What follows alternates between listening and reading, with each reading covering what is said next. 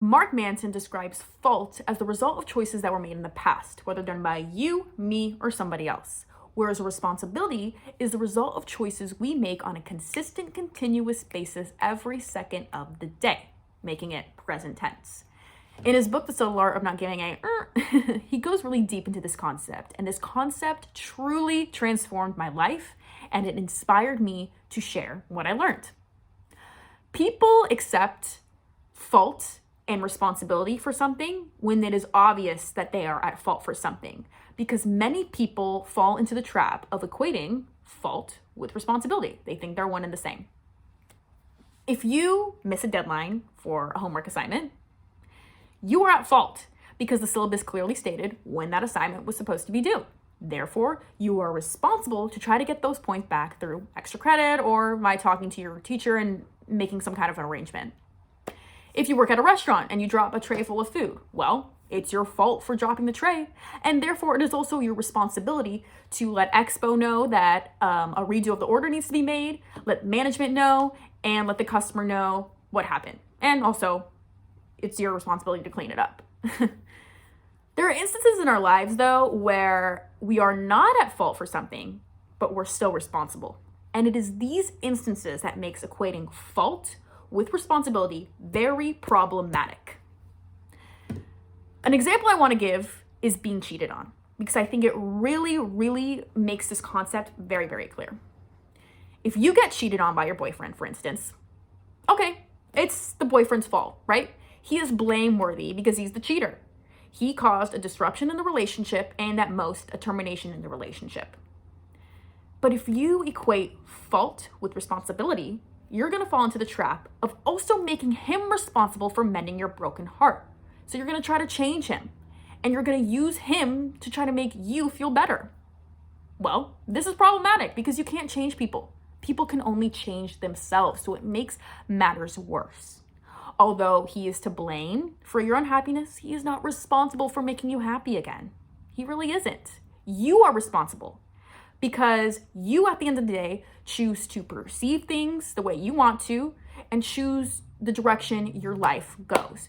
You are always going to be responsible for how you respond to things. All right? That is just the truth. When you start to accept responsibility for everything in your life, your values also start to change. So instead of trying to get the blameworthy person to change their standards they don't plan on changing because they are the way that they are, you instead begin to say, okay, how can I do things that make me love myself more? Based on my interests, my passions, and what I love to do, what does making myself happy again look like, and what is that going to entail for me? And once enough time passes, a miraculous thing begins to happen. You realize that all along, you were a contributing factor in this circumstance. You really were.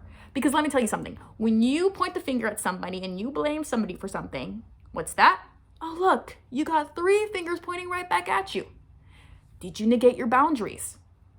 Did you have low standards? Are you a people pleaser at heart? I give the example of neglecting your boundaries because I find that is the number one reason people find themselves in the negative situations they are in. They do this because they want to feel seen, validated, when really it's just instant gratification, and it makes you love yourself less and less because you deny your own needs in order to feel seen and validated.